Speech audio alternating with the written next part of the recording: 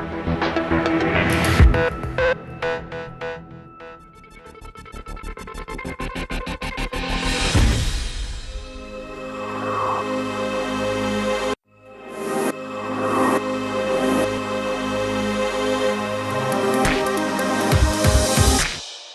says four-wheel driving like a day out on the beach. Blue skies, bluer water, and endless empty dunes. Sand driving can be the most rewarding type of four-wheel driving you'll ever do, but it can also bite back hard if you're not prepared. More than one four-wheel driver has lost their pride and joy to an incoming tyre after getting bogged. I'm Graham Cale from Four Wheel Drive Action, and I'm down on the beach today with an Isuzu MU-X. And I'm going to give you a few proven techniques to make sure that your dream day on the beach doesn't turn into a sand-filled nightmare. First up, tyre pressures. As a general rule, go straight down to 16 psi, don't mess around. This will approximately double the width of your tyre's footprint that contacts the sand, meaning your four-wheel drive will float across the top of the surface rather than bogging down. Think of a tank's footprint or a tractor with very wide tyres. It's the width of tread touching the ground that lets it walk over the soft ground.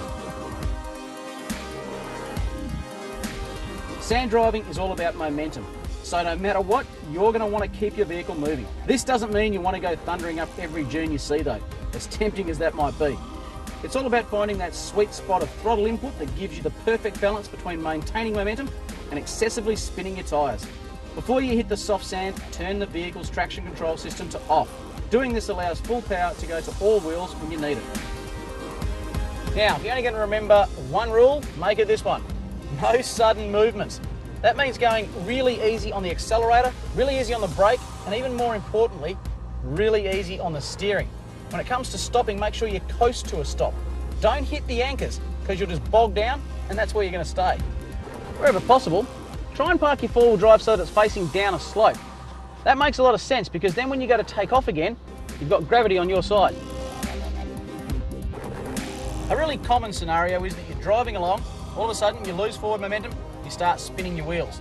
Now when this happens, take your foot off the accelerator straight away. It's counterintuitive for most people because they try and put the boot into it, the wheels start spinning and you just dig yourself down further and further.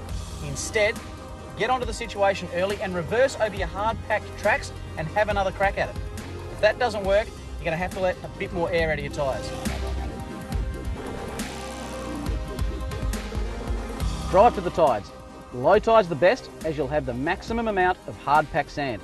Aim to get on the beach a couple of hours before low tide and come back off again no more than a couple of hours after. All beaches are different though. Some will be wide and flat, others steep and almost impossible. If in doubt, get some local advice about the beach from others. And always keep a snatch strap handy. If it's not for you, it'll be to rescue another four-wheel driver.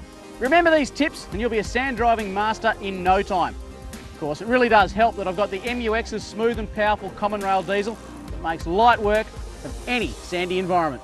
For more four-wheel drive tips and to keep in touch with the Isuzu owner events, make sure you check out the iVenture Club website at iventureclub.com.au. I'm Graham Cale. I'll catch you on the beach.